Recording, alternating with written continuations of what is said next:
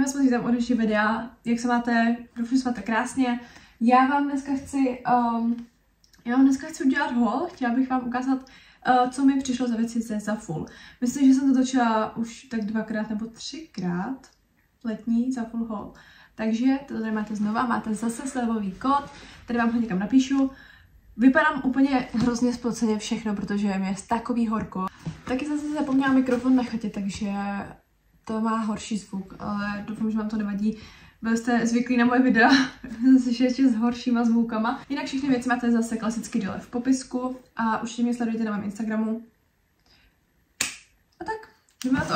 Já jsem si ty věci rozbalila, protože jsem byla zvědavá. A začnu asi oblečení. Mám oblečení a plavky, protože já mám nejradši za Zaful a ze Sheinu plavky. Jiný asi nemám, protože jsem si kupovala, myslím si, že tenkrát v H&M a bylo takový jako nevydržely mi. Takže tam mám osvědčení, že prostě nechápu jak, ale prostě jsou super. Takže ale začnu oblečení. Říkala jsem si prostě vyjdi ze svého stylu trošku. Takže jsem si objednala takovouhle krásnou sukni. Dlouhou. Já nenosím dlouhý sukně, nevím, co mi to napadlo, ale ještě jsem chtěla poradit jednu věc. Já na těchto těch e-shopech, jako je Shein a Zaful, když už teda objednávám, tak beru oblečení i ty plavky, to vám ukážu, takový, kde se dá jakoby regulovat velikost. Proto jsem se objednala sukni, která má tady takové šňůrky a můžete si ji stáhnout, jo, je to prostě na vás. Protože se mi prostě kolikrát stalo, že mi prostě přišlo něco, co mi nebylo, vždycky většinou to byly sukně. A co pak s tím, že jo? No, prodáte to, tak je to škoda, takže si myslím, že když kouknu na Pinterest, tak najdu nějaký super outfity, které k té sukni budou krásné, ale musím si zvyknout na dlouhý sukni, protože já fakt mám jednu, kterou jsem měla na sobě jednou a nenosím dlouhý sukně.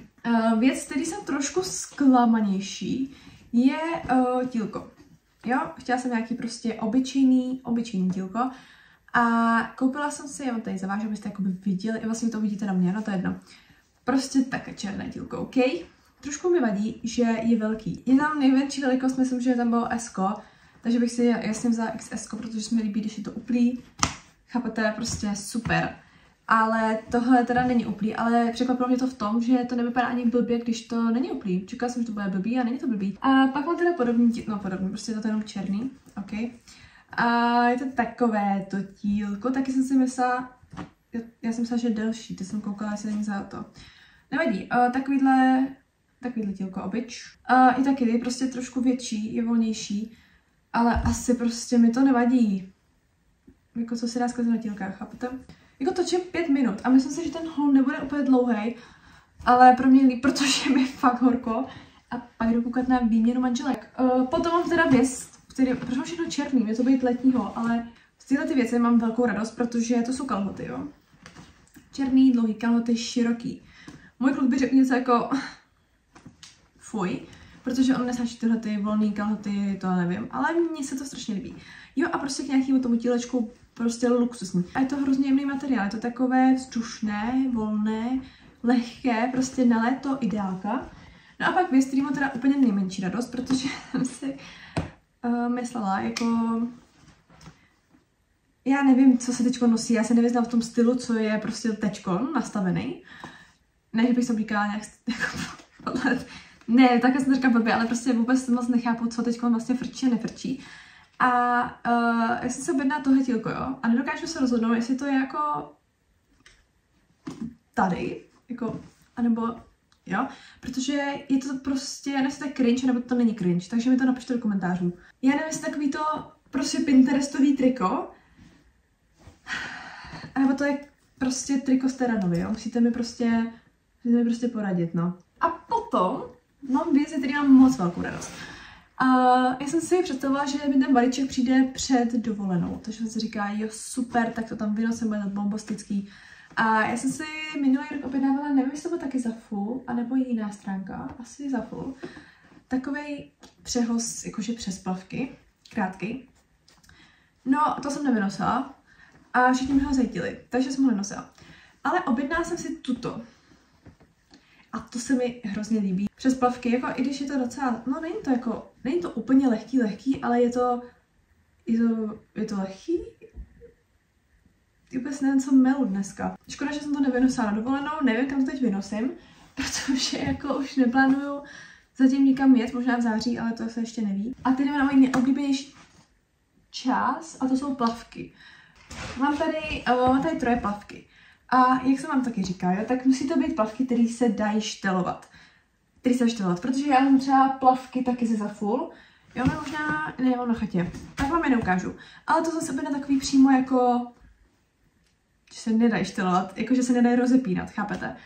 A jako nosím je, jsou fajn, ale jsou mi docela velký a jsou takový, Takže jsem se objednala všechny, které mají zapínání, štelování a tak. Začnu asi těma nejméně oblíbenýma a je to tím, že se mi nelíbí zadek u těch plavek. No nelíbí, ale prostě jako líbí, ale nelíbí. Co to je za popisy? Z toho nemůžete mít nic. Prostě se mi to líbí, ale líbí se mi víc tamtej, chápete? Takže takhle je předek, takhle to je zadek. A mě trošku ať je takový veliký na mě. Není to nic hroznýho, ale je to takový nepohodlný. Hlavně nepohodlný, já nepotřebuji ukazovat zadek. Mně jde o to, že to je prostě nepohodlný. Docela. Ale zase to není nejhorší, jo? Fakt. A potom vršek, a ten je skvělý, protože já vám musím říct, já nemám úplně prsa, ale takhle třeba ty proužky to možná trošku rozšiřujou, ale jakoby nemám úplně velký prsa, jo? Tak jsem prostě chtěla něco, hlavně když máte plavky, tak prostě když nemáte plavky, které vám udělají pěkný prsa, tak já mám prostě strašně sebevědomí. A hlavně, že se musíte ale sobě líbit. A jakoby, já jsem jako OK, ale mohlo by to být lepší, chápete? Já nevím to vysvětlit, ale prostě když máte plavky, které vám prostě drží prsa, tak si řeknete, to je ono, jo? A to jsou oni. To jsou oni. A mám z nich hroznou radost. Všechny, co vám tady ukážu, mi drží prsa.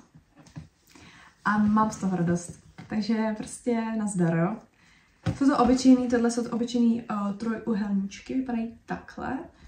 Ale možná tím, jak jsem si je jakoby utáhla, nebo nevím, tak prostě jo, jsou tam ty dvoje, co vám ukážu, tak ty už jsou s lepším zadkem.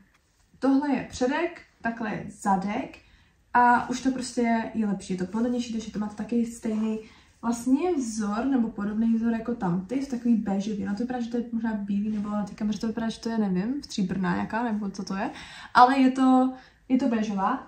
A k tomu mám klasický trojúhelníčky. Nevím, proč nejsem trošku kreativní v těch podprsenkách, ale OK. A ty taky jsou krásné a dělají taky krásné prsy. No a pak mám moje možná nejoblíbenější, protože jsou Mamma Mia. A to jsou takovéto. Takhle předek, takhle zadek, jo, takové kytičkové. Mě to prostě připomíná Mamma Miu. A mě to připomíná jako ty hrnečky, co mají naše babičky doma, nevím proč. Pak zase, no proč mám zase stejnou podprsenku, nevadí, ale takové. A jako krásné. Jo, a má to takové tady, takhle to má takhle na ramenou. Jako, bude tam mít opálený flek, chápete od toho? No a to je všechno z dnešního holu. Já už se vám holu líbí, byl trošku kratší a už právě stříhám vlog z Chorvatska, který bude trošku jiný, než jste zvyklí. Protože jsem zapomněla natáčet, takže bude to trošku improvizace, že jsem tak v půlce stříhání, jo, takže to bude improvizace, no, takže to je jedno, mějte si krásně a kdyby se vám něco líbilo, tak to máte dole v popisku a ještě mi okomentujte, co se vám třeba líbí, nebo co vám přijde fakt hnusný a můžeme to napsat do komentáře. Takže tak, mějte se krásně a ahoj.